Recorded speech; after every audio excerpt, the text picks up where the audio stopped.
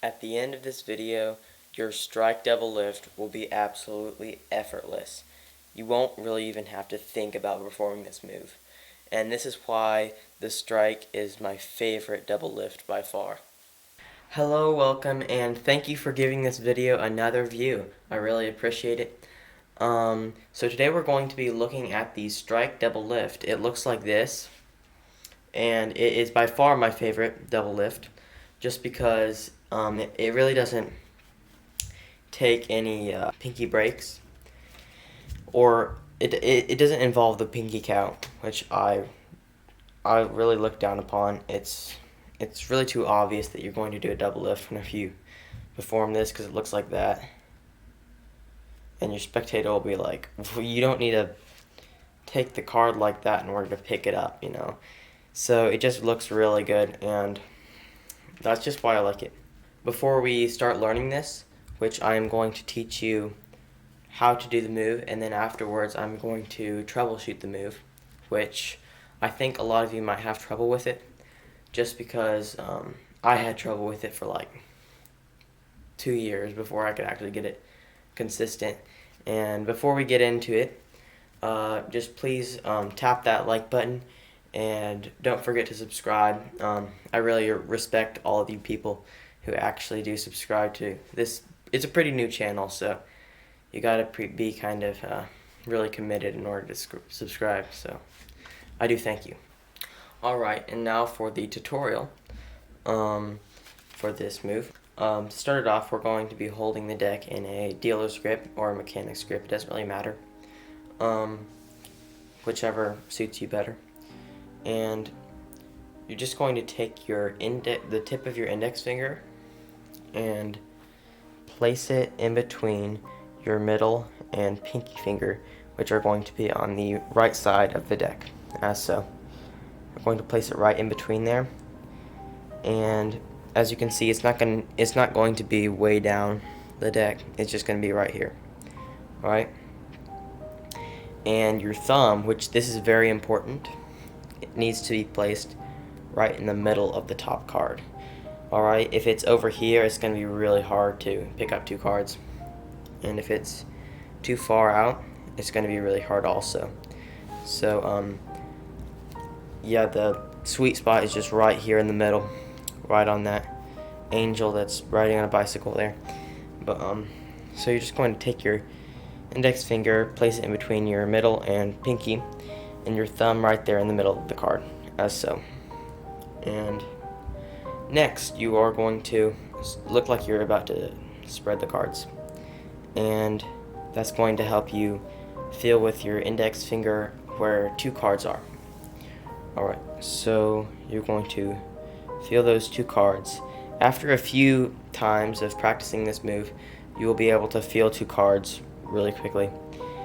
And after you've done that, you're going to pick up those 2 cards with your index finger, and your thumb is going to move over towards your index finger, as so. Now you're going to slide the card along here. 2 cards actually. 2 cards along the top of the deck, and where it comes to your fingers. Once it's at your fingers, you're just going to let the card drop. Alright? You're going to want to carefully set down the 2 cards like that, but trust me, it's a lot better just to let them drop. Alright? So next, once you have let it drop, you're going to, well, actually whenever you do drop it, you're going to let the bottom left corner contact the flesh part of your thumb, as so. So it's not actually touching, not actually making contact with the top card of the deck, alright? And on the front of the deck, you're going to have your index finger and your middle finger applying a little bit of pressure around that corner, and that's going to keep the cards squared, as so. And as you can see, there's a little bit of a bubble there on the ace of diamonds, 8 of diamonds, and That's what's going to allow you to take your index finger after the card has been shown, place it underneath the card, and just easily take it back and let the card drop on the top of the deck.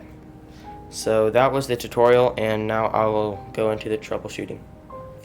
If you are still having problems, I would advise watching this part of the video, the troubleshooting part. So number one is going to be you might have problems with picking up two cards here. So I'm going to go over that really quick.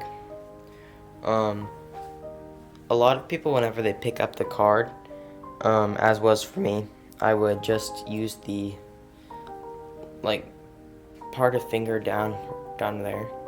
I know I need to clip my fingernails, but who cares?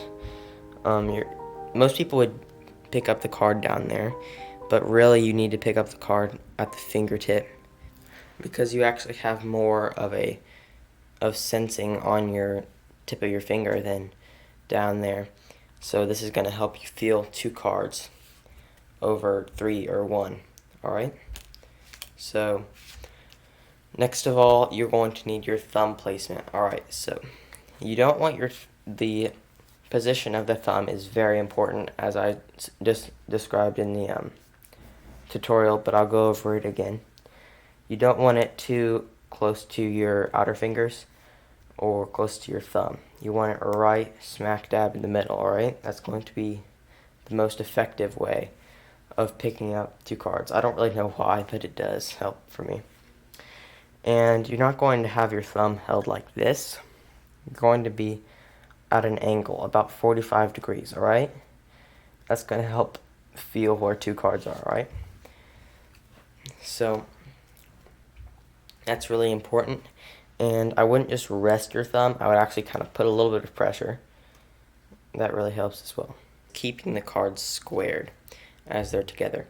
And what I usually do to fix this is just let the card pivot across my index finger and not so much hold the card and turn it over, but just kind of let the card move freely. And I know you might think, well, that's going to be the opposite, it's going to make the cards go everywhere. But not really. Let me do that again.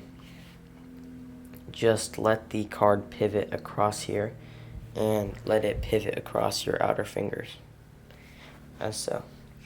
Let the card drop, and that's pretty much it. After that, you can just close the card up, and I think that's it for the troubleshooting. Alright, so as for a lot of you, school is starting for me, so I might not have as much time as I have in the summer to work on my videos. So don't be like, oh no, he hasn't posted a video for like a week now, I'm gonna unsubscribe. But no, I'm still gonna be posting videos, and I'm not really sure how frequently I will post, but I'm going to try to post about at least a week. So don't unsubscribe, it's fine, but I'm not leaving, just so you know. But you can go ahead and subscribe. That really does help out the channel. I know I'm kind of new to YouTube, so it's kind of risky subscribing whenever you don't really know how good I am. I know I'm so good. Anyway, I'll see you in the next video. What am I doing?